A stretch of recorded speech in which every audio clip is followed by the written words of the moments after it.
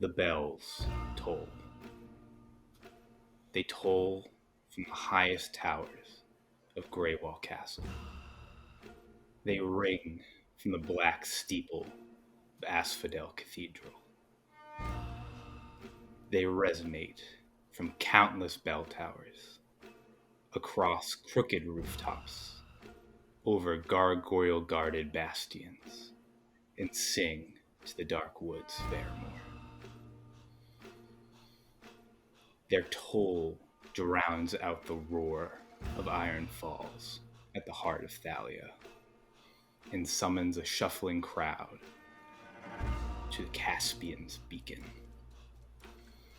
4 cloaks of the Ashen Order approach the pyre and begin to tie a woman to the fresh timber. She gazes out with fury through tear-stained eyes. She knows the bells toll for her. A priest in deep blue and gold steps in front of the crowd as the last rays of sunlight are replaced by the haunted glow of hooded lanterns. May the Novem bless us on this eve of cleansing. Marigold Lorelei, you stand accused of casting accursed magic amongst the citizens of House Blacksbane. You have been found guilty by the Lords of Law for treasonous association with the witches of Vermore. And now you will be cleansed by the Enlightened. For 211 years, the witches of the woods have sought to snuff out our light. They have sent the Depraved from the depths of the trees to kill our kin, destroy our towns, and curse our lords. We pray to the Novem and all upon the Ascent that the purification of our city will lift the darkness wrought upon us by the witches of the forest. I ask all now to bow your heads as we renew our vows to this city. O Ascended, we call to thee. With the love of Everin, we vow to strengthen Thallea's culture against all those who would tear it down. With the wisdom of Ryan, we vow to never forget the transgressions of the past, so transgressions shall not be repeated. With the focus of Amira, we vow to remain vigilant against the dangers of magic not blessed by divinity. And with the conviction of Volsair, we vow to hunt the sickness from this city until we are once again free from wickedness. By the will of the Novem, we make this vow and consecrate our words with our deeds. The pyre roars with brilliant blue flames. The woman's screams do not last long. The bells toll. Are you guys ready to tell a scary story? No, not at all. Oh my goodness. As the smoke from the pyres drifts west over the twisting streets of Darlington, the noble district of Thallea, counts and viscounts bustle in their manners, preparing for the Fall Equinox Ball, hosted, as it has been every year, by Count Quillen in her manor. Quillen Keep stands on Nightingale Avenue. The cobbled path to the gate is flanked by somber statues of regal griffins. Once within the iron gates, visitors are greeted by dark bricks of the main manor and watchtower, all accented with beautifully crafted dark pine. Within the main foyer and the ballroom are being prepared to receive the guests of the evening, and silverware is being laid out in the formal dining hall. A grand staircase leads to the family rooms and offices on the second floor, and on the third floor hosts the personal chambers of the occupants of Quillen Manor.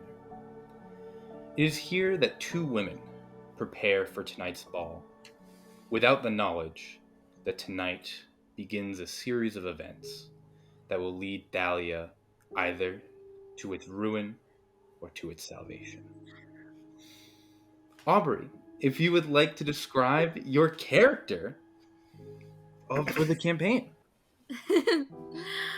I am standing upon a wooden chest as my ladies' maids sew me into my dress. It is a custom, one-of-a-kind red void piece that has this maroon capes that bellow off my shoulder and down to the ground, honoring the House Quillen colors.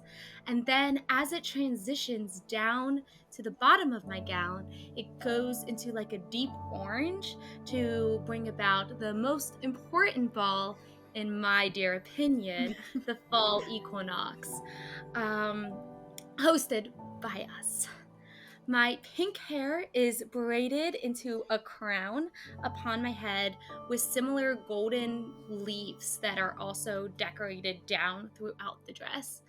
And I am standing way up on my tiptoes to try to let my ladies' maids actually access my back from my short stature, and just being very careful to admire the dress but not touch the dress and not mess up any of the work that my ladies' maids are carefully doing behind me. And I think as I'm standing there, I am in a bit of a panic about the ball that is occurring tonight, because this is one of the largest balls of the year. It is the one that wraps up the courting summer season and brings us into fall. And so I'm just listening, and I'm just like, okay, the flowers need sprayed their final time, and someone should go through the guest list a final time with the guards, of course, so nobody who's not invited doesn't get in, because we wouldn't want any, that could be scandal. Okay, Of and of course, course, Lady Quillen. Of course, Lady Quillen. the food should be laid out. We need to just talk with the kitchen staff just to make sure everything is laid out exactly as we practiced. I've And already spoken to then, them, and we will speak again. Absolutely, of course. oh, and the curtains have been changed, correct? Yes, we have changed the curtains. Oh, Your father requested the blue curtains, and your mother's was very quick to make sure that they were changed to the maroon, of course. yes, a beautiful maroon shade that has leaves tangled within them to bring about the ball. It's such a splendid display of curtains. Did you see them, Oriana? Oh, huh? Were you speaking to me? Victoria, can you describe your character for this session? Oriana is sitting in front of the vanity, and you can immediately see on her pale face just a look of displeasure for the event that's going on downstairs. And although my long emerald hair has already been very neatly braided and pinned to the crown of my head, I am undressed for the party. I'm still in my everyday clothing that I was wearing under my work uniform earlier today. And my gaze in the mirror is just pinned to the navy dress laying across the bed behind me. I'm just lost in thought. What did you say? The curtains, Oriana. Did you see them? Oh, I must have not. I didn't really glance on my way up, but I will certainly take a look on my way back down.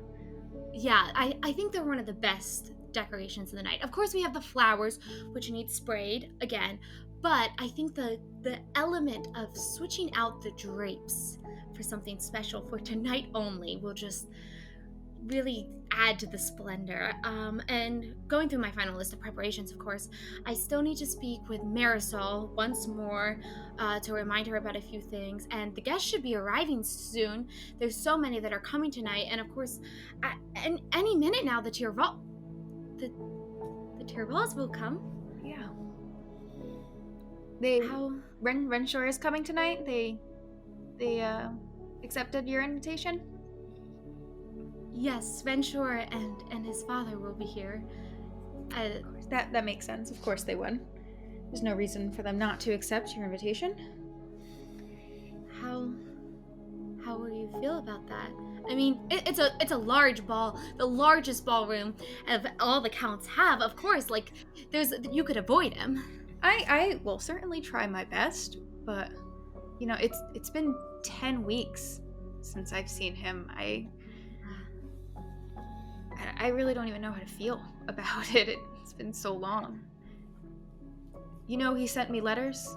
He sent me 10 letters. Yeah. Since. I've read 5 of them, but I get one every week. Still. He's not of the best mind.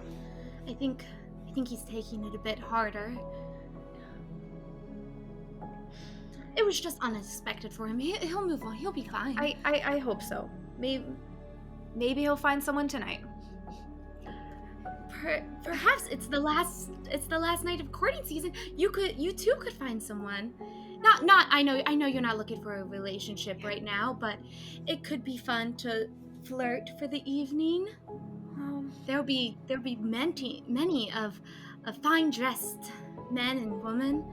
Eleanor, I know you're really excited about this event, and I'm here to support you and to make sure everything goes good and make sure that you're feeling supported. But I am really in no mood for flirting tonight, especially in front of Renshaw. I don't think I can do that.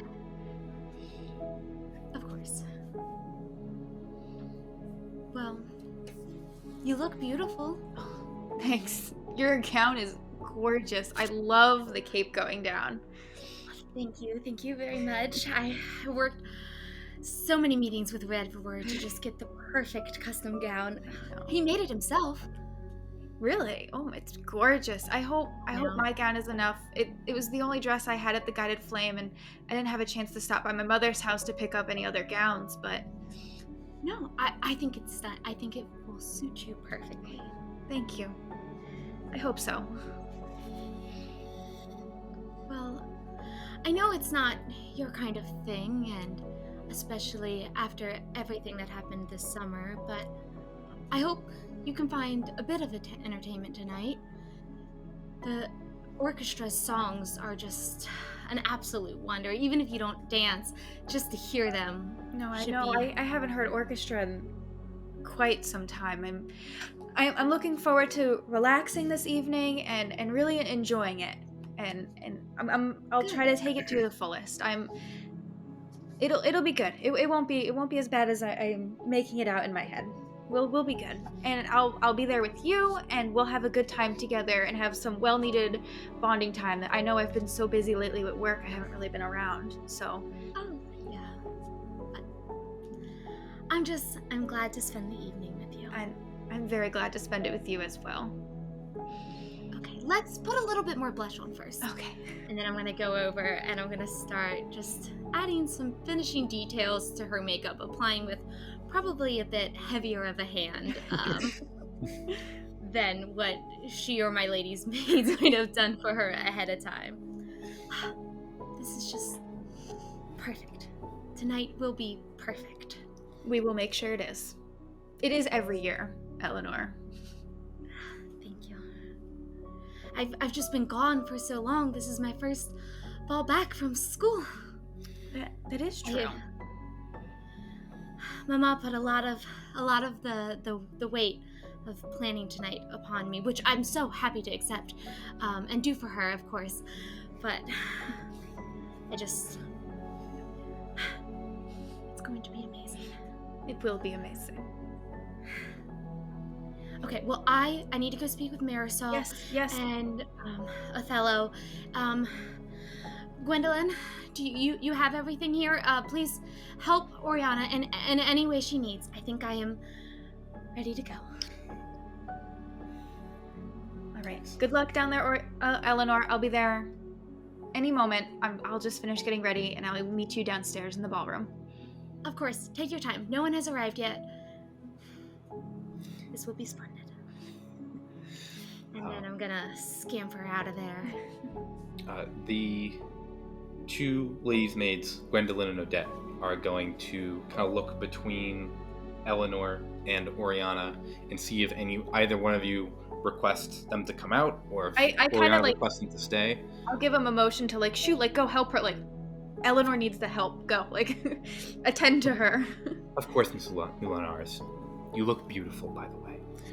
And they quickly shuffle out of the room.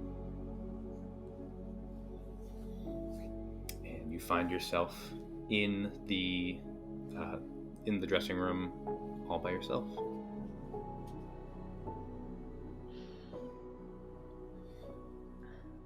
My gaze returns back to the mirror, and I begin to undress, taking off my work clothes. My green eyes just still locked onto myself, and as I'm undressing, my eyes kind of move down now to my exposed chest, and I run my fingers down a thick pink scar running from my clavicle all the way down to my sternum. And I take a deep breath and just look in the mirror, and another, and I just lock eyes with myself, and my fist just instinctively curls out and hits the mirror, and only do the cracked webbed break my gaze from looking at this mirror. And I will just stand up away from the vanity and move towards the dress on the bed and kind of gaze down at this navy blue dress. It has these chiffon sleeves and golden floral appliques that run up the sides all the way up to its tall collared neckline. And I'll flip it over to the back side where the seam is and just run my fingers down the two delicately embroidered slits in the back of the dress. And then I'll pull some of the pins out of my hair so that the bottom half falls back across my back. And I'll begin to get dressed. And then I'll make my way down to the party, following Eleanor. Beautiful. You begin to make your way down the grand staircase. As you do, you immediately can hear Eleanor speaking with the governor of the mansion, Miss Marisol.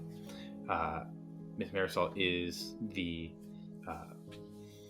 old, wise elven woman that runs the Quillen household. And despite being so organized and making sure everything stays on track, she has never taken personally to Eleanor or her mother Quillen's incessant need to make sure everything is okay all the time. And so she is so you can hear their discussion as they're going through what else needs to get done on this night. I think I'm just and of course, Marisol, remember, most important, we need to keep the expensive wine out. Just The entire night. I know it is a cost, but it is a cost we must bear after the Millards' distasteful transition into the more cheaper wines.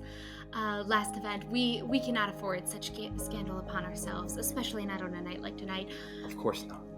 We will The ensure finest Yes, of course. all evening. As soon as your father came home complaining, I put in an extra order of our finest wines.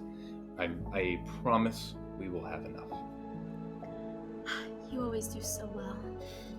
Thank you, Lady Quillen. I have Othello out front waiting for the carriages to arrive. Of course. And I've already spoken to the kitchen staff. They are going to begin putting out the food as soon as the counts arrive. And the flowers, they've been sprayed the final time. I want them alive and bright. Of course. They have been sprayed this morning, and they're being sprayed once again as we speak. Beautiful, beautiful. As she says this, you see Oriana coming down the stairs at the same time as you hear the clip-clop of horses' hooves out in the front and the sounds of the carriage coming to a stop. As all three of your attention is turned to the front doors, which are now servants are coming out and opening the grand doors, exposing the cool outside air. Those last few days of summer where it's still warm and sweet comes in.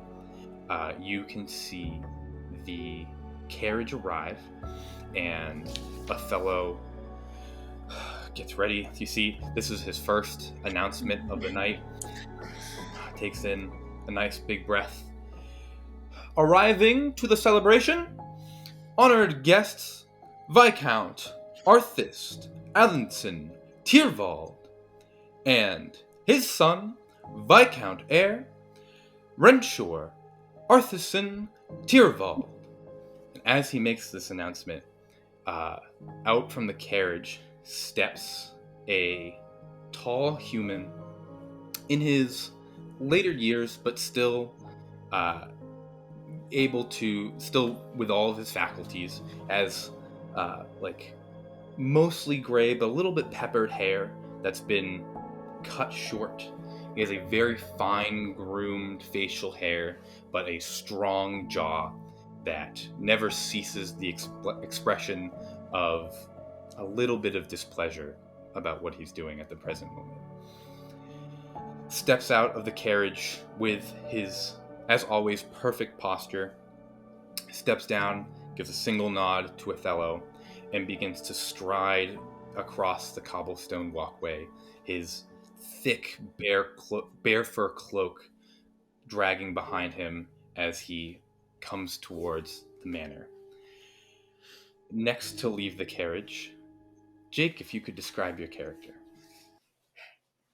I'm stepping out of the carriage to join my father, who's already begun climbing the stairs towards the door. My soft leather shoes scrape against the marble as I do a quick step to catch up with him. Wind blows a piece of my hair out of place, and I quickly tuck it back up. Probably end up making it worse, but my father's watching. As we enter the foyer, I steel myself, preparing to see Oriana again after 10 weeks.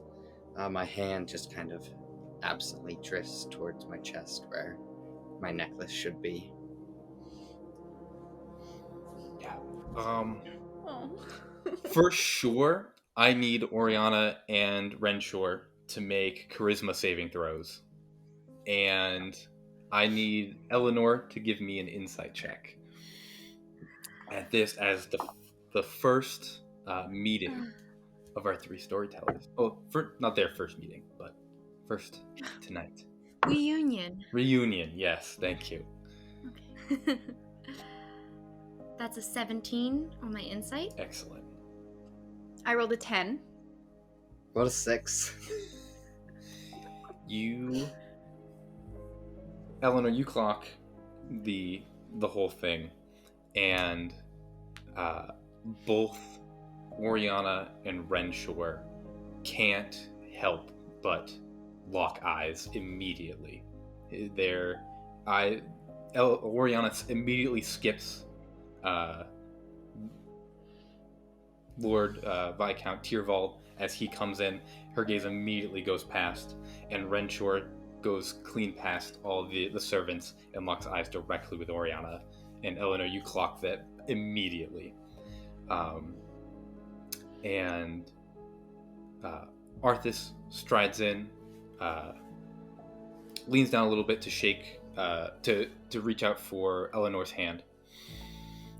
Reaches out, kisses your hand, and says, "It is a pleasure, Lady Quillen, to be back at the manor for this lovely ball.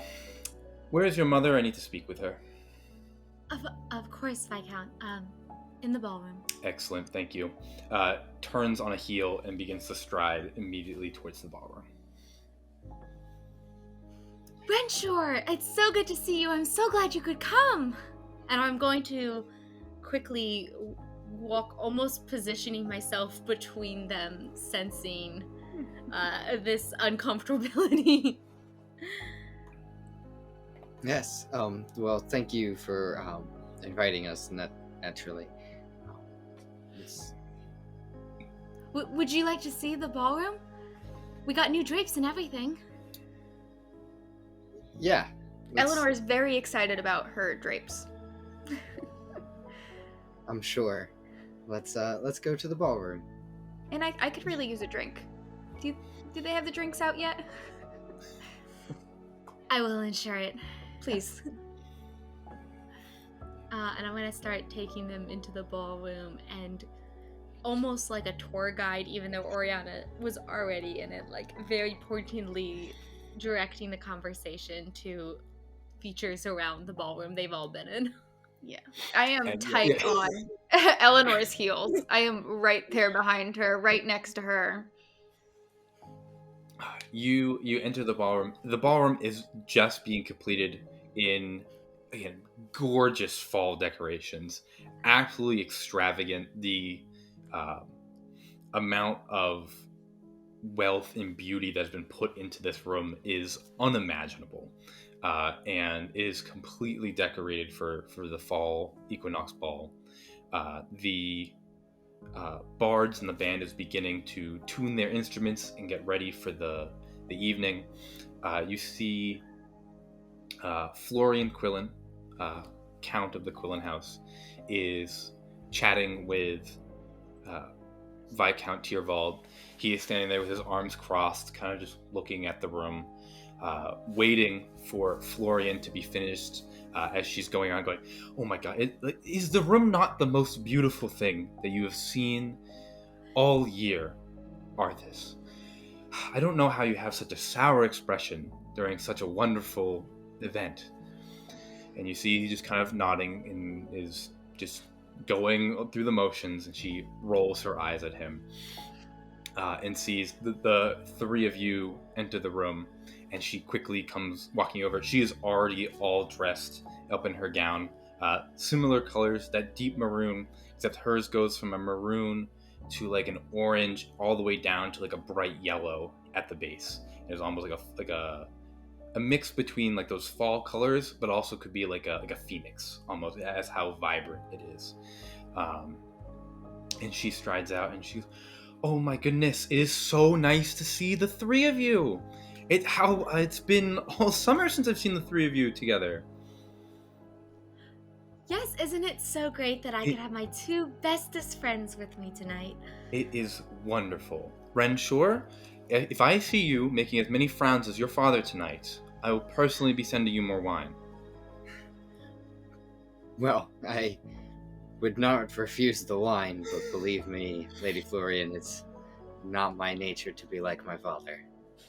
Well, I hope that the heir to the Tyrvald house will bring more of a high spirit to your house and to your name as the years go by.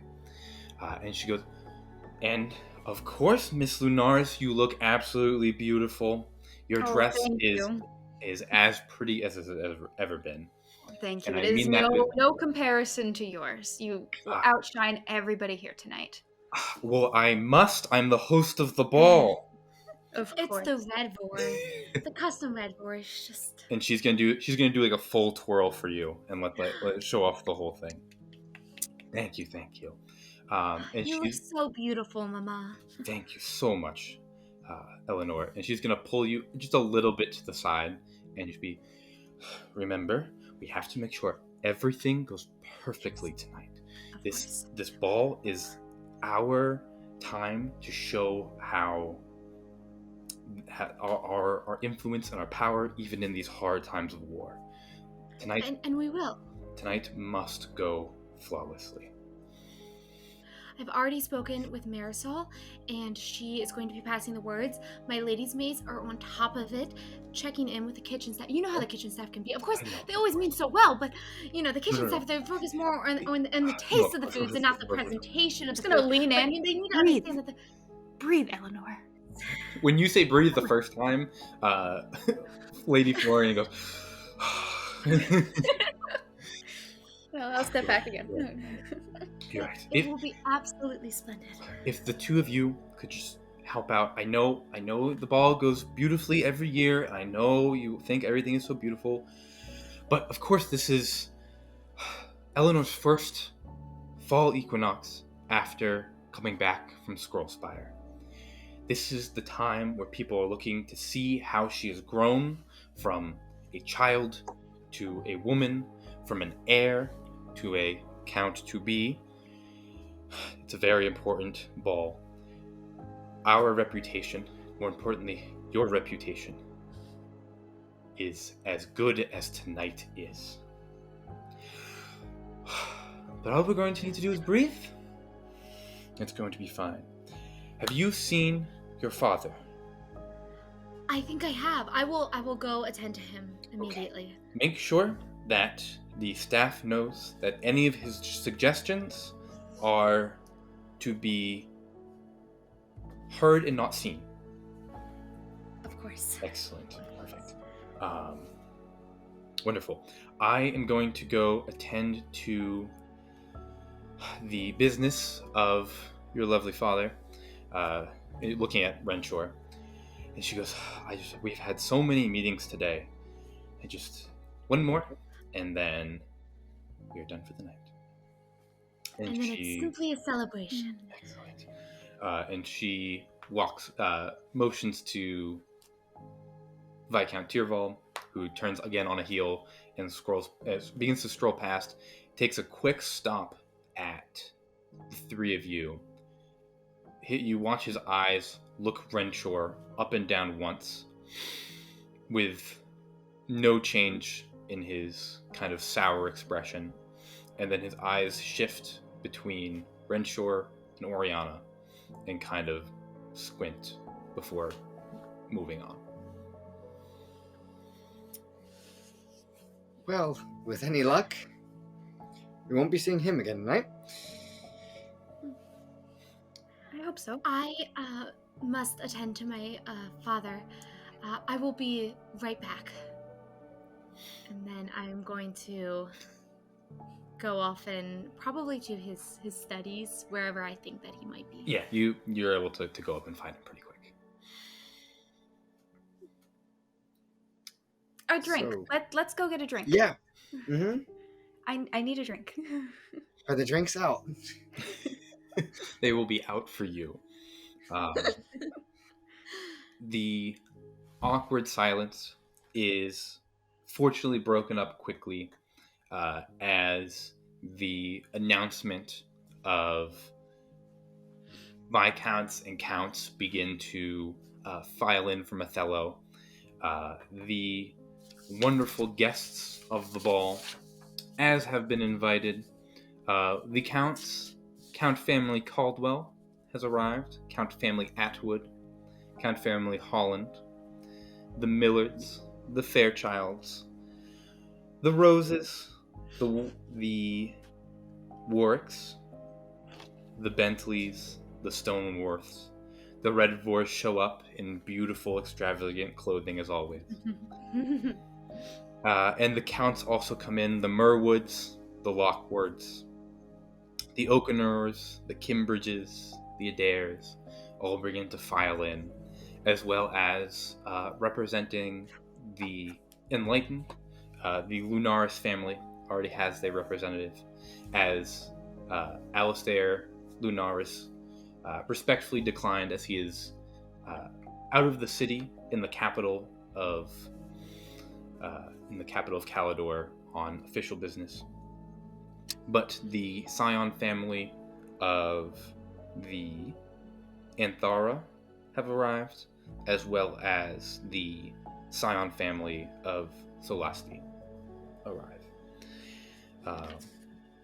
They begin to enter the ball. Every time they come in, there are gasps of how, oh, you've outdone yourself. This is so much better than last year. Count Erquilin, you have gone above and beyond. This is absolutely gorgeous. And then as people file in and begin to enjoy the ball, the band and the bards begin to play in the ballroom.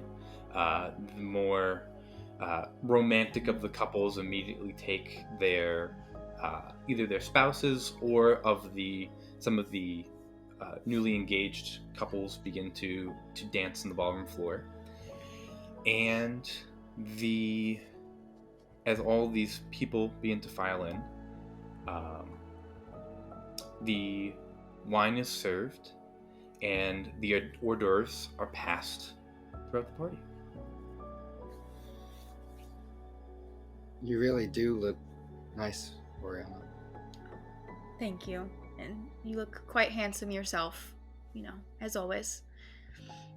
Although, and I go to fix that little piece of hair that was still out of place. I just fix it real quick. There. Thanks.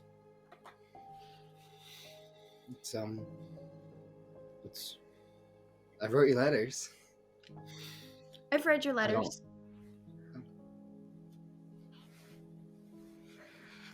And? You did not!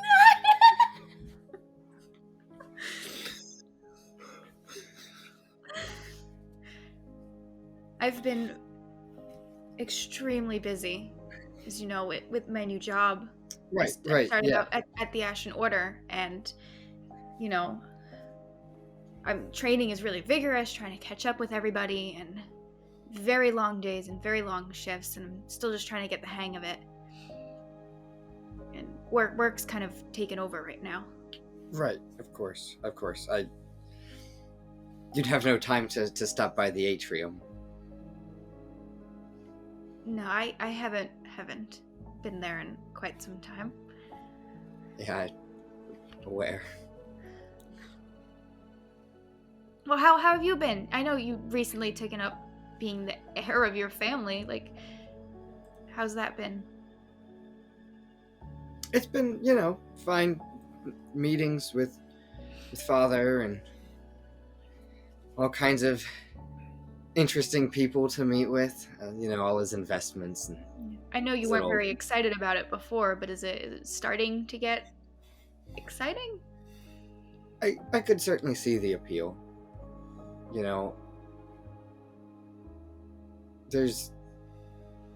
He has so many ideas, like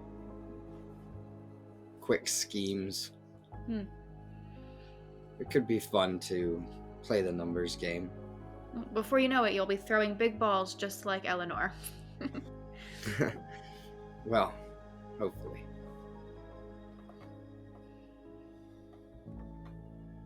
It would,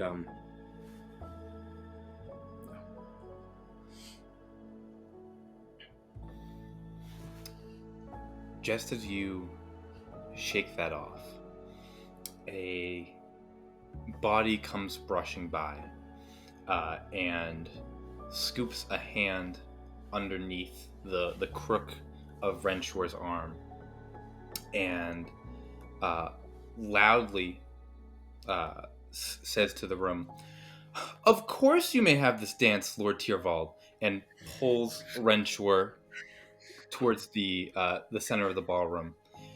You see, with long brown wavy hair that's been let down past her shoulders, wearing similar, like a fall themed gown, but less of the vibrantly reds and oranges, and more of like a brown earthy color to not overstep or overshadow any of the counts. Denise Adair hooks your arm and begins to pull you to the center of the ballroom. You can see that actually, Oriana, you would notice immediately her hair, which normally has like streaks of light blue in it, has been dyed a vibrant green as she hooks Renshore's arm, and as she pulls him away, just kind of gives you a wink as she pulls him towards the center of the ballroom. Oh. My, Denise, I did not think my pleasant visage could be changed to something so standard so quickly. Oh, Renshore, you make me laugh. I know how much you jest. Your sarcasm is so wonderful. I never tire of it.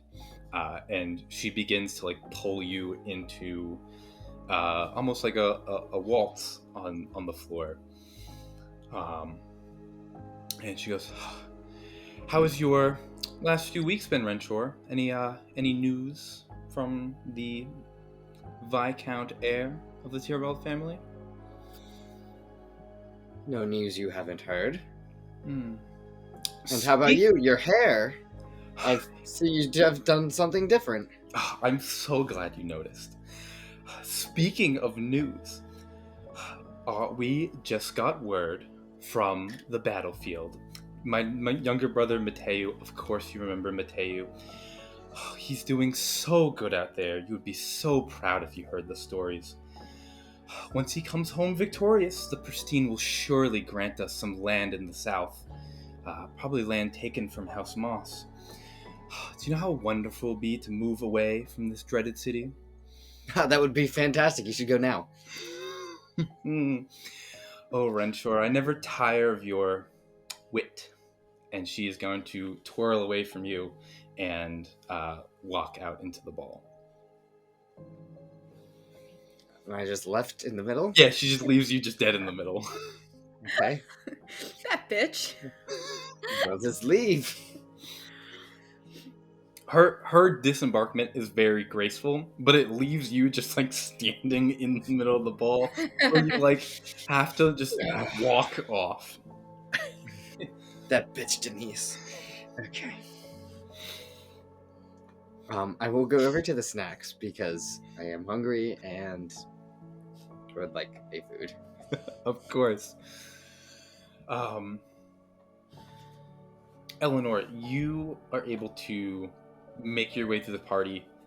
You have found your father once tonight, but through a series of questions from people, you're once again searching for him. And you, Of course. you bump into the one of your the staff members who goes, Lady Eleanor, very quick. So we have plenty of wine. Would you like the Dredonic Noir put out next, or the Sweet Kino Bouquet? Start with the sweet, Okay. as will they be eating more salty things at the beginning of the night? Excellent, because excellent those are idea, the foods excellent they idea. have out, and then we'll switch later. Excellent. Thank you so much. And they turn around and go immediately to the kitchen and begin to get the wine sorted. As you're working your way, as people coming up to talk to you and having conversations, you notice Oriana all by herself, and pass her real quick. Oriana, how are you doing? I am doing good. I'm actually looking around the room for Count Stoneworth. Do you know where he is? Oh, and I'm gonna try to do a quick scan, even though I've probably been like keeping my eye out on everyone and everything. Yeah, absolutely. Yeah, give me a perception check with advantage.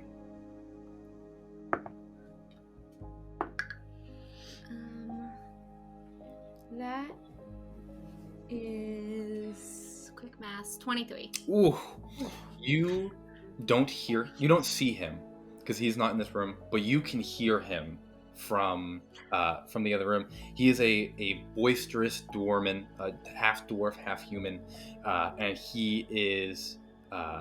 You can hear him by like floating around near the dining room area, and you're like, oh, that's I know that laugh anywhere. That one's him. That way, Oriana. He's over in there. Do you need anything? Are you okay? No, I think everything's going splendidly. Do the guests look like they're enjoying themselves? Yeah, everyone's having a great time, Eleanor. Yes. Oh, that's wonderful. I'm so sorry I had to leave you with Renshore earlier. My papa was in his study and he needed to come out to be able to greet the guests. I know. It's okay. Actually, Denise swept Renshore off his feet and left him somewhere in this room. So you might have to go ask him how Denise is faring. Of course. Well, that is good to know. Good to know. You hear a quick shout from across the room as Florian goes, Eleanor, quick. Yes. And you come over. She goes, lovely dear. I just want to make sure that your father has talked to the Fairchild about getting us a booth on Quinn, the 23rd. There's the ceremony of bells. You know how much I enjoy the balcony seat. If you could ensure that he talks to the Fairchilds about getting the balcony seat with them, that was his only job tonight. Just if you could make sure that he talks to them. Yes, of course. I mean, I reminded him, but I will go right away to ensure that he is having those conversations before any more wine is drunk. Thank you so much. And then she's going to turn and begin to talk to other guests. And I will race to my papa. Excellent. Race to your papa. Oriana, you said you were looking for... Yes, I'm gonna follow Eleanor's lead, or her cue, and go look for Stoneworths in the next room. Of course. You see the Count Curtis Stoneworth. He has thick black hair, a very well-kept beard with his slicked back hair.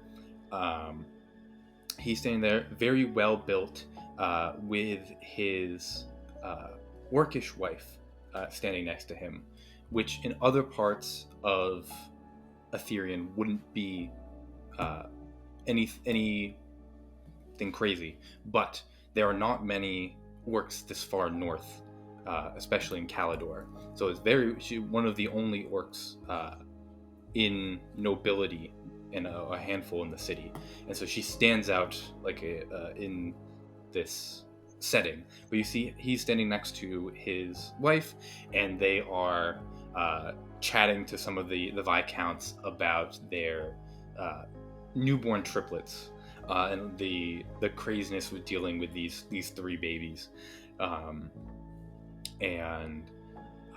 He is the Viscount, he's the Count in charge of exotic goods throughout Thallea, and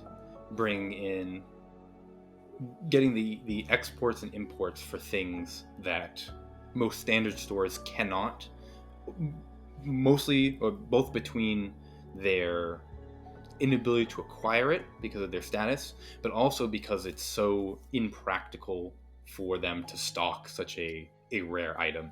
He is a curator of rare items for rare people. And so you see him. That's the slogan. What was that? That's the slogan on the door. Yes, rare items for rare people. There you go. Cool. I will make my way over with my drink in hand and just, oh my goodness, your dress is stunning. Oh my goodness, thank you so much. And how has business been, especially since you've been kind of torn between work at home and you have work outside of, like, how do you juggle it all? Business has been okay. The war, of course, has not helped any of the transportation. The shipping costs have been skyrocketing.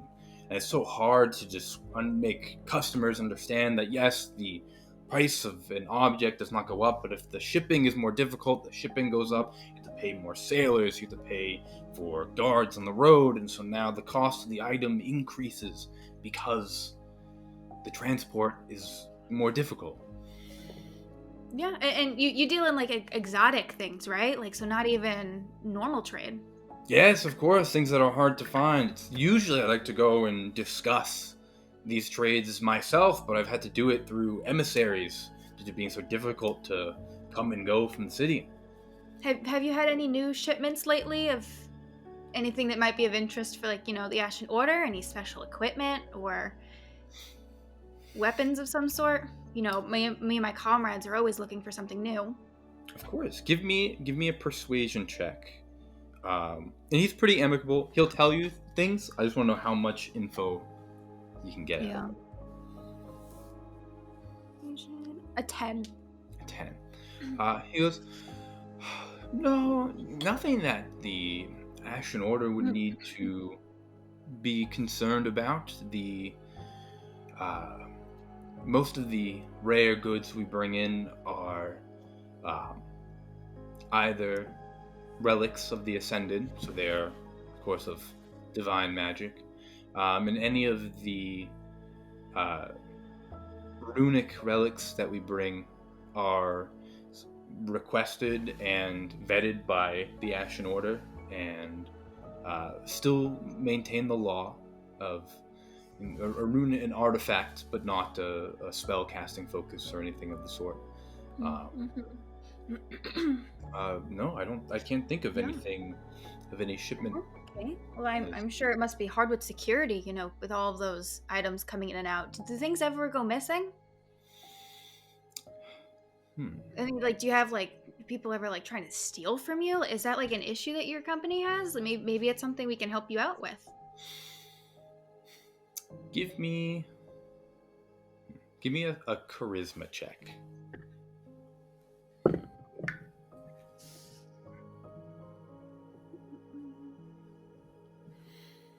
$14. You see, he thinks about it, and he says, well, of course there's always scoundrels and scumbags attempting to get a hold of relics that are quick and cost a lot of money. We bring them into the city for them, and if they can steal it and resell it, then they can make a pretty penny. But our security is, of course, extraordinary, handling such priceless and potentially dangerous objects in the wrong people's hands. Our security is excellent. If you have any questions or would like any information on any details, I will be available tomorrow afternoon if you would like to discuss. I will send a letter with my location where we can meet. Of course, I'm just offering to help in any way that I can. Of course, it is always good to know that the Ashen Order has our best interests in mind now that so much of the town's guard is off fighting in the south. Oh, of course. I mean, especially with everything that you're dealing with, and the exotic trade, I can't imagine what kind of people would want to get their hands on those kind of items. So, Of course. like to do what we can to make sure they stay in the correct hands and in the safety of your business. Well, I truly hope that this is a partnership and not an inquiry or inspection, rather. Oh, no. I am nowhere near qualified for an inspection, merely offering services and aid. Well, I will always accept helpful services. Good help is hard to come by. He will nod.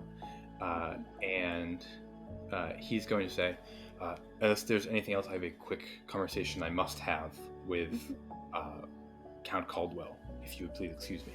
Yes, I'll take my drink and go back into the ballroom. Excellent. While the hors d'oeuvres are still being served, is there anything anyone else would like? I try and catch Oriana's eye as she walks back into the ballroom. I don't know if I'll be successful or not, but I will try. With those low charisma saving throws earlier, you definitely catch each other's eye right away. You could not avoid each other if you wanted to. So I'll walk up to her, fresh drink in hand.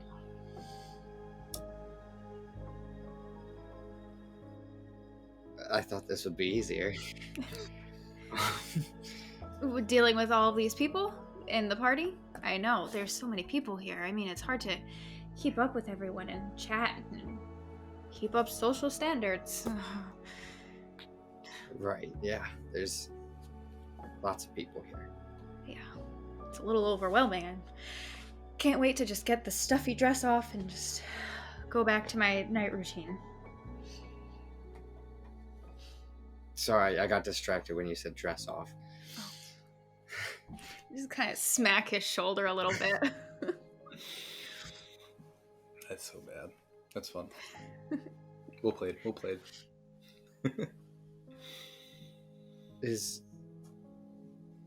Now's not a good time, but is there any chance?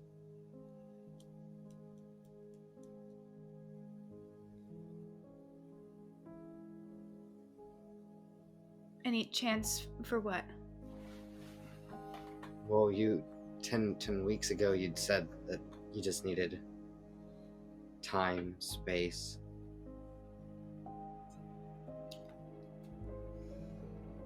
I've written, I've waited.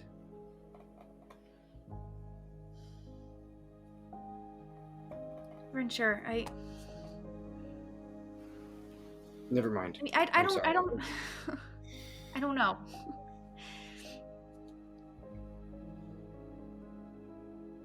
I'm not ready. Okay. I'm not ready. I can respect that. I cannot get married to you this courting season. I wish I could. I just wish I knew what happened. We were engaged.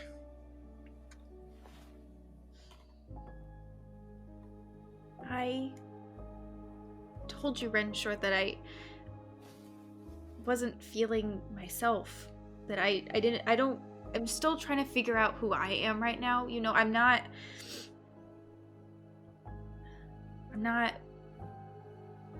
going to become the next Scion like everyone's expecting me to. My father doesn't even know yet. Like, I don't even think my father knows I broke off our engagement. I'm still trying to figure myself out right now. Like, I just started with the Ashen Order. Like, I only just scratched the surface of what I can do and how I can be of service to people. I need to figure out what I can do first. Right.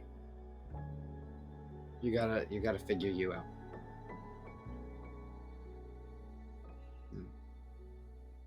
When you do, let me know.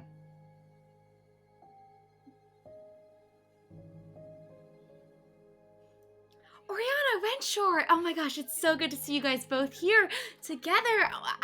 How has the evening been? Denise said she might move to the south. That's been the best part of it. The south, as in... Moss, I believe. I believe she's going south of the river, which would be, in my book, fantastic. Why is she moving to Moss? I don't know. She said her brother's doing well and she might be awarded land. She told you about a brother's success. Yeah. Oh, I'm sure she meant no offense. No, I'm sure she did. That's... Well, then let us pray to the Ascended that she does make it down to Moss. Yes. No, that was too harsh. I think that maybe.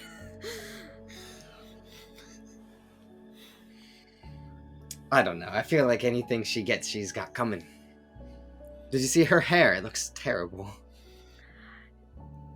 It is a very familiar shade. Mm. That can be said. Though, to what end, I wonder? I believe clearly to just poke. Poke? Prod. Or... It's Denise. Well, as the Viscounts of Lumber from years past, perhaps he's seeking an alliance. Boasting about new land. It would take much more than a war to force me or my father into that alliance. Well, it is not one I would want you to accept, of course. The orchestra, have you liked it? Oh, it's beautiful, Yes. Eleanor. They're doing a fabulous job. And I don't know if I said earlier, but the curtains are nice. Thank you. They were custom made. I didn't know the Red Dwarves made curtains. Not by the Red Dwarves. Though I did ask for the design of them to look similar to. Did you see the detail Yeah. upon my gown? Yes. Yes, we wanted everything to look splendid and perfect for tonight. Well, so far so good. Thank you. Oriana, would you like to dance?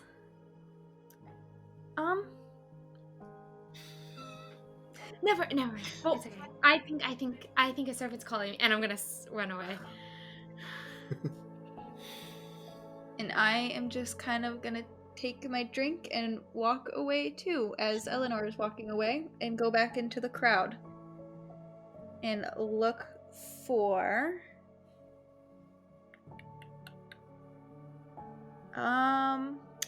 Viscount Okanor. Okanor, deal.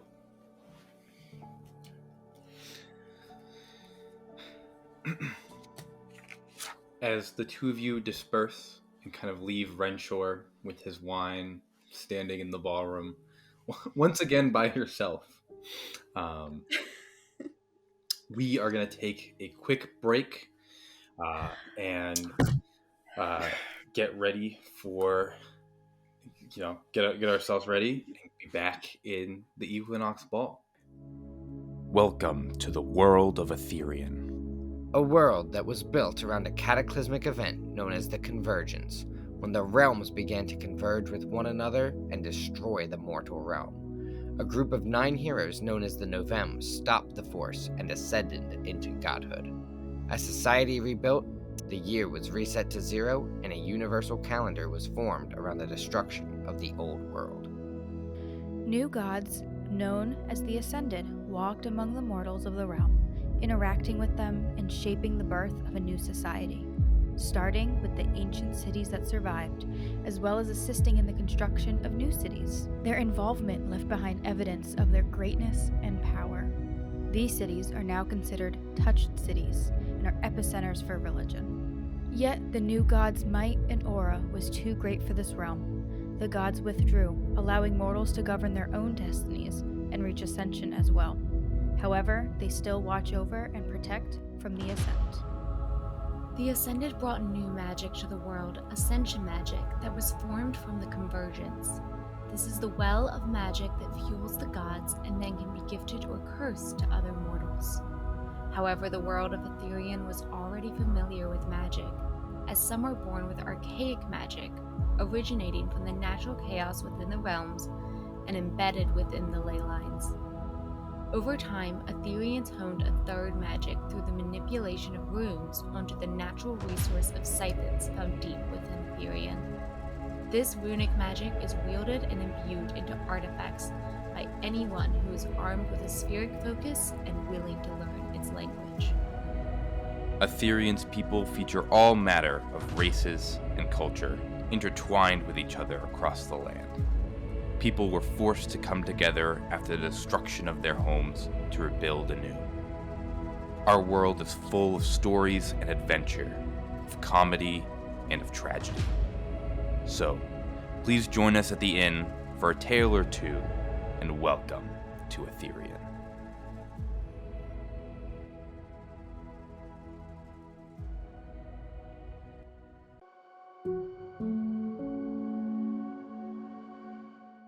The year is 1658, and a small kingdom rests in the valley between the Dromo Sea and the Gallatin Mountains, the nation of Calidor. Ruled by 5 high houses and their sovereign, we place our attention on House Blacksbane and the horrors that await it. Once, the Veremore Woods was home to an ancient race of witches. But 200 years ago, dark creatures began emerging from its shadowy branches, the Depraved. With the arrival of these horrors, Highlord Caspian Blacksbane sent his sister, the Duke, into the woods to negotiate for aid, but she never returned. Rather, the people of the woods released the Depraved against Calidor and its people. This launched a war between House Blacksbane and the Moors that still lasts today, as shortly after the Highlord was hexed by one of their most powerful witches, binding him to their wicked ritual and transforming him into a shriveled, undead state. The High Priest declared all forms of their ancient magic banned within the lands of Blacksbane, and for the exile of all people who possess its power. And so, for the next 70 years, a newly formed religious century worked tirelessly to eradicate the Moors. We move forward to the winter of 1613, when the people of Blacksbane once more become prey to the terrors of the Depraved. For years, the attacks were ceaseless, and the woods the Calorians lived in for centuries had become unsafe. All along the path were forced to relocate behind the walls of the city of Thallea, but there was hope against these dark creatures. The High Priest of this age determined that the increase of a second type of magic, runic, had lured the Depraved out of the depths of Veremore, and so a second ban was placed, leaving only those with the holy power from the Ascended allowed to practice magic. And there was once more peace within House Blacksbane. 3 years ago, a civil war broke out across Calidor over the rightful successor to the throne, and House Blacksbane sent their forces to fight for Queen Davina Rember. But their duties of protection against the Veremore Woods could not be abandoned, and so the Pristine Council decreed a new force shall be made, one that had already worked for centuries past with the Valiant, to stop these horrific creatures. And so came the rise of the religious guard, the Ashen Order. Led by the Flame of Blacksbane, High Priest Ilian Malak marks the path for justice and protection within the city of Thallea, enforcing the ban across archaic and runic magic, but even their holy might cannot stop what lurks in the woods. The Depraved are coming, and no one is safe. Thallea stands alone, but there will come a day when their Highlord will be made whole again and the Depraved defeated. Until then, the pyres are being lit, and within the City of Shadows, the witches will burn.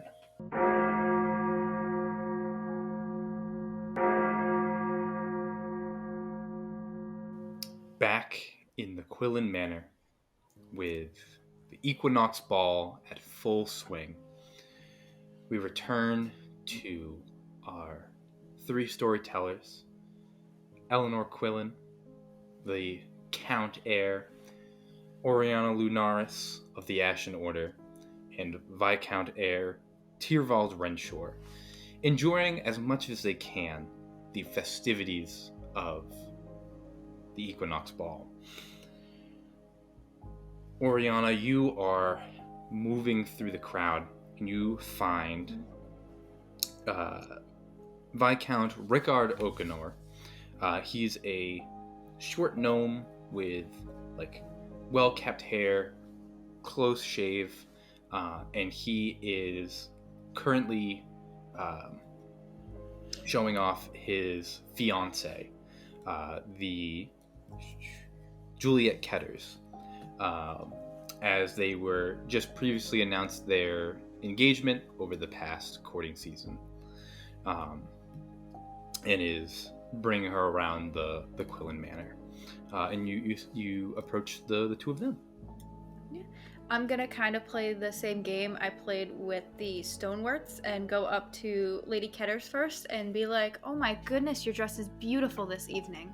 Oh my goodness, thank you so much. I'm not used to wearing such elegance, and I feel so out of place in here. Oh, I know, it's a lot in here. The Quillens do a fabulous job, but they go over the top, above and beyond every season for this ball. It is incredible. The last year, Rickard has truly swept me off my feet, and I could not be happier. Not just for the experience, of course. Rickard is such a lovely man, but oh my goodness, the world of the counts and viscounts is thrilling. I know it gets a little intense at times, but you'll fit in just fine. I'm sure you'll have a lot of fun. She takes her hand and goes, "Thank you so much. That truly means a lot." And Rickard, you look very handsome as well today. Oh, thank you so much. I put on my best clothes for this one. It's with the summer being over, the chances to be outside as much and to do the social gatherings really decreases as the weather starts to get colder. So, you got to go all out for the Fall Equinox Ball. I get it. Lord Rickard, I do have to ask, I have a favor of you. I was wondering, I heard that you have some connections with people outside of the city. I was wondering if you had any communications with any mages that are outside of Thallea? You see, he looks kind of uncomfortable at first and doesn't quite say anything, and Juliet puts her hand on his shoulder and she goes, "Rickard, Miss Lunaris is a trusted member of the Ashen Order. I'm sure you have nothing to worry about." And he nods. I ask because my fellow comrade, they're looking for their cousin who used to study, and they haven't been in touch with them for quite some time, and I was just curious if you knew of any mages that had any connections specifically to Thallea or have been in and out of the city of late. He says, he's like, "Yes, of course." He's like, our family, as you may know, the Okenors, our role in the city is we are one of the crafters of scritta paper, which is a type of paper used in both religious books or runic books of magic to inscribe the works of magic onto paper. It has to be a specific kind of paper, and the Okenors are one of the peoples that are able to make this paper, and that's how they earned their viscountship. And so they have had a lot of connections with the mages, especially before. And he begins to say, "Yes, we had a lot of connections with the mages of Drayden's Academy before the betrayal of the mages generations ago. And now with the wars, particularly, we have not had a lot of connections." No, I know, but they were supposed to meet their cousin earlier this summer, and I wasn't sure if any of them came across the city borders since then. I know not many come in since most of their studied magic is kind of banned in Thallea, but I just didn't know if you heard of someone coming into the city, maybe lost, just looking for a lost connection.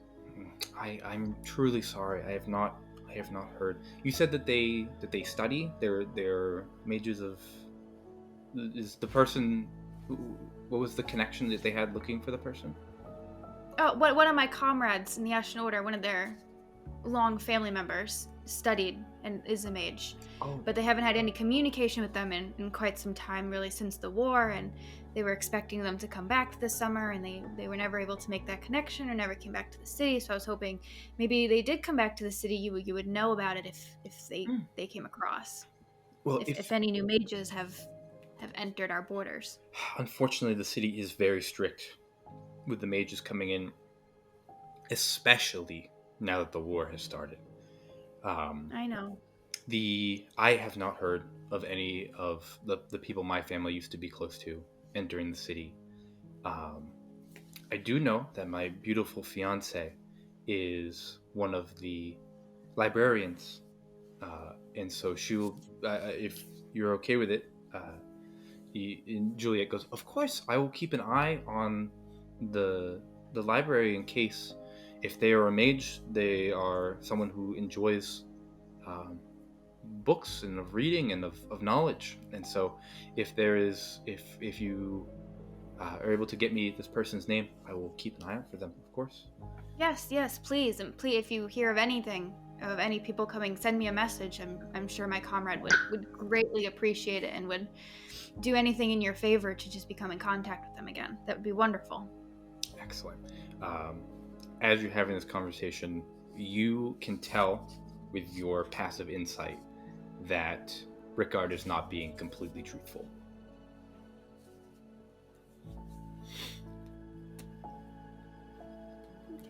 That's okay. I will come talk to Juliet later in the week. Perfect. Deal. Excellent. And they're like, "Thank you so much." And as they kind of get shuffled off, Juliet takes her hand one more time and goes, "Thank you for the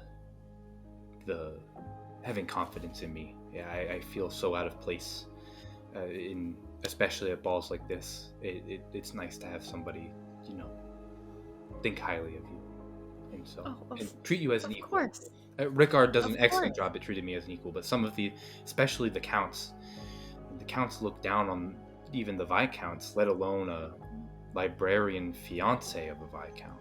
So it's nice to be talked to as a person. Thank you. Of course, you deserve that. Yeah, thank you. And she grabs your hand and then follows her fiance.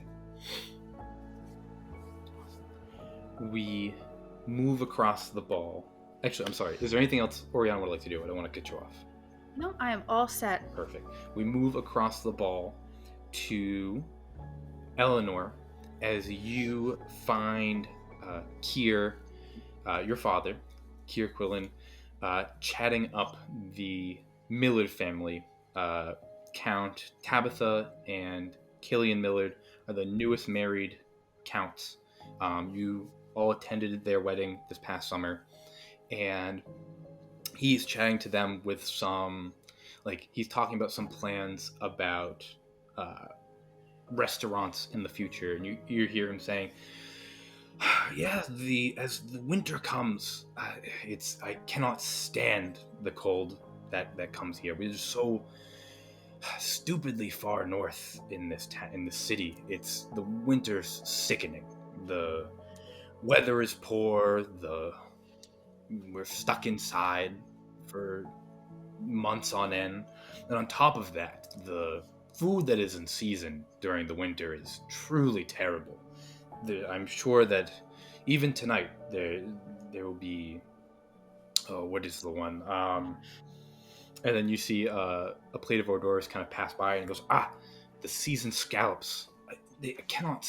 It's sticky. It's squishy. The winter food, the winter seafoods that are in season are just vile. I miss my home house farther south. And he starts to talk to them about, can we get what can we do to bring in some foods from the south to the restaurant scene here in. Is that Millard speaking or Kier? Kier is telling that to the Millards, and the Millards are listening. And then sees you and goes, "My beautiful daughter Eleanor, how is the party going?"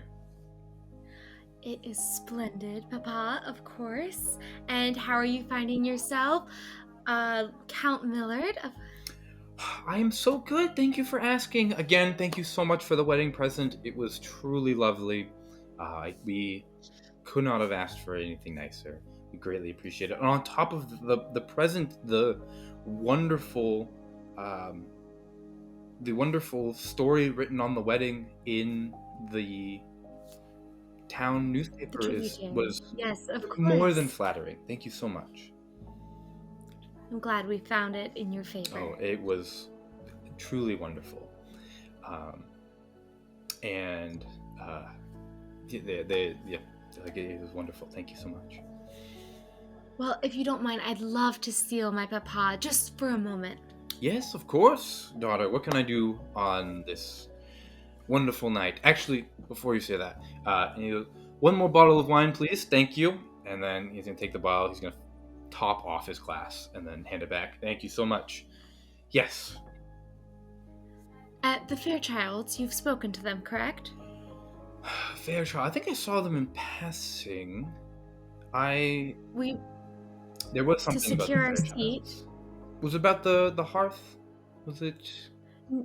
The ceremony of bells in 2 days' time. Yes. We want the most splendid balcony seat. You know how lovely those ceremonies yes. can be. I know your mother likes to sit on the balcony, but hear me out. If we sit with the roses, again, I know the seat is lower, but they have they are being it lower to the ground. You don't have to go to the third story to overlook a ceremony that's boring anyway. And besides, if you go to the balcony when the ceremony is over, we must wait for everybody to leave before we can get out. But if we go with the rose house, we can simply leave as soon as the ceremony is over. Papa, I think that it would be best if we sit up on the balcony, just as Mama wishes. The ceremony of bells is not something that either of us are particularly interested in. Let's save that battle for something that we want to win.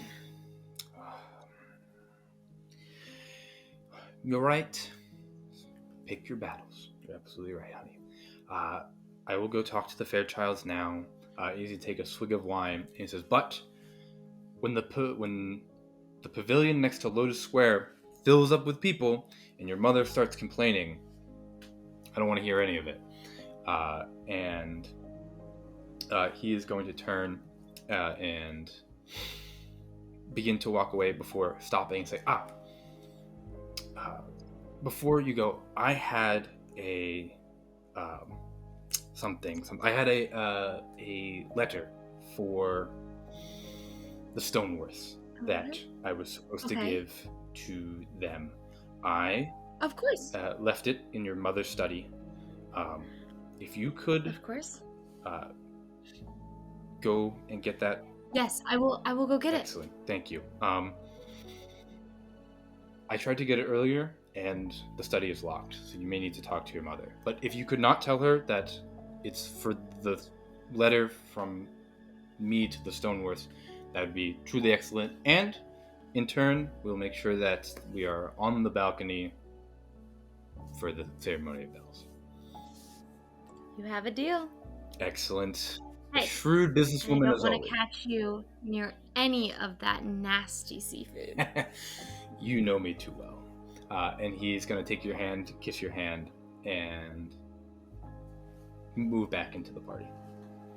Can I scan to see where the Fairchilds are? Yeah. You see the Fairchilds are in like the main foyer, and you see that he like skates past them to go towards the ballroom, stops, chats with someone for a brief second, and then turns around and comes back to the Fairchilds. Okay, seeing that secured, I will go to my before I go to my mom, I am going to try to spot out Marisol to see if I can gauge any information about why the study is locked before revealing anything to her. Yeah, sure. You're able to meet up with Marisol. And Marisol goes, "Oh yes, I'm so sorry. Your mother had the study locked after her meeting with Viscount Tyrvald. She'd had so many meetings today. She was in that study all day. She didn't get a chance to clean up her personal effects from there, and she didn't want any of our more rambunctious guests to try to find a room to be alone, and happened to use her study as a room. Not that I think anybody here is, Of course. but it may be for the best.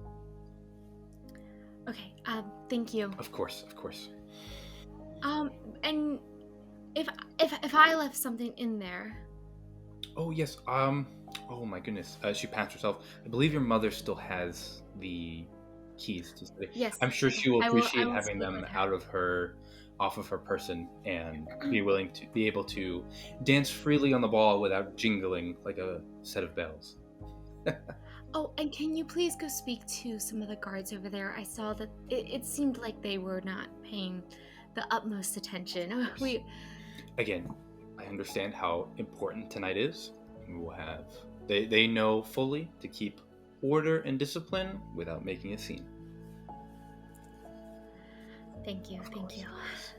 And she's gonna move over to the guards, and she like you see her start talking nicely to one of them, and then like very subtly like grab one by the ear and like say something really stern before moving on. Perfect. And then I guess I will go to my mom. Perfect. You begin to make your way to your mom. As you're going there, Renshaw, you are still getting your hors d'oeuvres, your drinks, trying to enjoy the ball the best you can.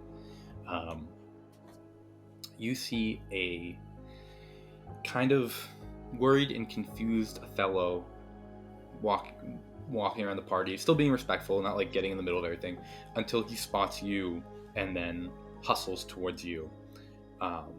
He goes, "Lord Viscount Eyre, Renshaw Tyrvald, I have a quick question that I was wondering I could broach to you." Do I know this man? Yes, he's been a servant of the Quillen household for quite a long time. Okay. And so he is a little bit younger than you, but not by much. He's probably in his 21, 22. Gotcha. Okay. Yes. What can I do for you? He says, "Well, the." He goes, "Well, the." The. There's so many things. There's so many people. He's one of these people. Okay. He's like, "Oh, yes. The Kimbridges. They would like to stay discreet, but Viscount Kimbridge, their carriage, the spoke to the carriage has malfunctioned, and to avoid making a scene, they were requesting if they could, at the end of the ball, ride in your carriage with you, exiting the Quillen Manor. Again, to avoid making a scene about the broken carriage. They said they will deal with the fixing the carriage and everything with that. They're just looking for a discreet exit from the ball." I see no problem with this. Okay, thank you so much. They requested, again, for the sake of their reputation, to keep this quiet. But again, thank you so much. I will send, I'm sure they thank you as well. I will send word to them that they may ride in the Tyrvald carriage home. Indeed. Thank you. And he moves away. Cool. So you have some company on the way home. And then, is there anything else anyone in Renshaw would like to talk to? No. Renshaw's just going to go to the bar. Perfect. In that case, we'll jump back to Eleanor. You're able to make your way to your mother. She's having an excellent time. You see her; she is dancing on the ball by herself. She's showing off the dress. She's having a great time. And she sees you, and she goes, "Eleanor, the night is going perfectly. I could not be Is it happier. not? The wine is delicious. The hors d'oeuvre they just served, the seasoned scallops, it is a staple of the season, and I could not go Equinox Ball without it. So delicious. Oh my goodness. Incredible. I'm so glad that we have it here. I'm sure our guests are just devouring. They look at everyone's faces, Eleanor. They not a frown, and you can't count Viscount Tierball, because that's the happiest he's going to be. Of course. I think I saw the slightest of an almost neutral expression upon his No. face, which bodes well Would it, for the success of our it wouldn't event. happen to be at a woman, would it? Perhaps. I've been We'll trying have to get him keep to our eye court out. for quite a few years now, but take his time. I'm sure a special lady will come around. I hope so, for the sake of his heart. What can I do for my beautiful daughter? I seem to have misplaced something in your study ahead of time, and I'd love to go and get it now before the evening wraps up. Can I get of course, the- absolutely. I happen to have the keys on me, and she pulls them out, and she goes, hand them to you, and she's like, I couldn't even hear them jingling, but it is a weight lifted off me. Thank you, daughter. Perfect. Well, I hope you have a splendid evening. Everything is in order. By this time, usually they would switch to the cheap wines by now. And But I instructed we are Marissa. not switching to the cheap wine. We are not switching to the cheap wines And tonight. immediately No. after the Millards, after this I scandal, know. this will be the talk of the It- town. Even the drunk shall drink in luxury tonight. Oh, the Ellen. Quillins. And she's gonna grab your hands real quick and be like, "You have done such a good job tonight. I could not be more proud. As long as the rest of the night goes smooth, Of your course. reputation as Count Heir of the Quillen family could not be in better hands." And she's gonna give you a kiss on the forehead. Well, thank you, Mama. Go get your things. Thank you. And if I may recommend, maybe give Renshore something to do as well. He looks so lonely. Remember how happy he was with Oriana? I know. It's sad, but I think it will pass. I think now that the season is over, it allows a more comfortable singleness. Yes, you're right. Yes. All right. Enjoy. Have fun with your friends. Take a deep Thank breath. Make sure nothing goes wrong. It'll be fine. course. It'll be fine. And she's going to, again, go back to the ball. After kind of looking at Renshore, I am gonna walk up to him. Renshore, how has the evening been? Eleanor, it's been fantastic. I have company on my way home. Oh, pray tell. Company. I mean, it is the end of the courting season, but I wouldn't no. think that No, the Kimbridges have just asked for accompaniment. And their daughter's married, so nothing Right. of the sort. Why are they riding in your carriage home? I'm not quite sure, honestly. Because I mean, your house is right down the street, and theirs is, well, not, but okay. That's I saw you were speaking with Oriana. Yeah, we talked a little bit. A little bit. I hope to see. Well, you guys just had such a long friendship, all of us, before Squirrel Spire and the betrothal. Point? Just give her time, Renshore. I truly think Yeah, I'm hopeful. That's good to hear. Well, I have to get something from my mama's study. It's actually my papa's letter that he had left for. Would you like to come with me? Yes, please. Anything. Yes. And then we will start walking that way. Might we bring Oriana as well? Yeah. If she's not busy. I think I catch your eye from across the room. Oh, yeah. As this night has been going, as you say my name, I think we glance eyes. And I will Oriana, make my come way here. over. I will stroll over.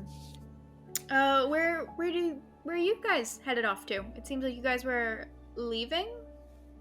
We are heading to my mama's study to retrieve something, but thought that it might give a nice, just a break. Yeah, a nice I rest. would love a break from the ballroom. I'm going to join you if you don't mind. Yes, of course. Just like old times. Just like old times. A locked room upstairs. Very much so, like old times. I feel like Aubrey's face was the actual face that passed over Eleanor. That was real. That was perfect. Oh, that's excellent. Yeah, you guys move up the grand staircase. There are some people kind of that have made their way up the staircase, just kind of look down the main foyer, but nobody has gone past that. And the three of you, both being such close friends for so long, and also being in a group of three, avoids any suspicion of scandal or, foul play.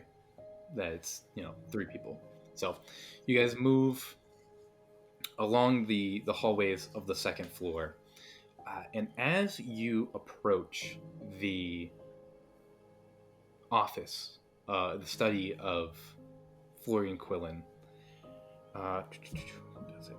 both Eleanor and Oriana, as you get to the door, or as you're coming down that hallway, you hear footsteps, the thumping of feet coming from inside the study. Suddenly you hear a tumble of furniture, sounding like someone's sliding a heavy piece of furniture across the floor. And then silence. I will rush up and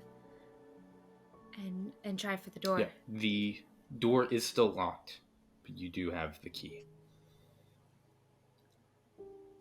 Yeah. As you open the door, you are greeted, the three of you are greeted with a truly ghastly sight. Lying supine on the floor is the corpse of a woman, human woman, soaked in blood. Her eyes bulge out at you in terror as her mouth hangs agape, only connected to her skull by thin strands of red sinew where her cheeks used to be. The front of her deep maroon cloak is soaked with blood and bile. At her feet is a candle and a pile of ash, both sitting on a purple banner that has been embroidered with a tree with a rune in the center of the bark. The banner of House Tyrvald. As you take in this gruesome scene, Eleanor, with your passive perception, the hair on the back of your neck stands up as you can't help but feel that you are not alone in this room. And with that, we're going to end the first session. City of Shadow. I think I just scream. Eleanor's just like, Yeah. Oh, yeah. oh my goodness. You have... my poor little count seeing a dead body. You see, Eleanor's not built for not just a this. dead body. She's got her jaw hanging off her head. A There's mangled dead body. all over the place. Mutilated shit. Oh, yeah. And the tear ball banner And right next to the dead body. She It's tearful. is at her feet. Renshaw. Is the banner of House of the Ball. Do I know this woman? We'll have to wait until next session. That's an investigation check, my friend. I'll do it. I'll do it. Don't tempt me. I'll do it. But yeah. Oh my goodness. If you thought this episode was spooky or intriguing with everything from horror to the regality of nobles to the grime and dark corners of a city to the horrors of the depraved in the woods of Veremore, what the heck are those? If that sounds interesting to you, make sure you like and subscribe so that way you know when the next episode of City in Shadows comes out and you can stay up to date on the horror that comes to the city of Thallea. For another round at the 4 Rings Inn. Woo!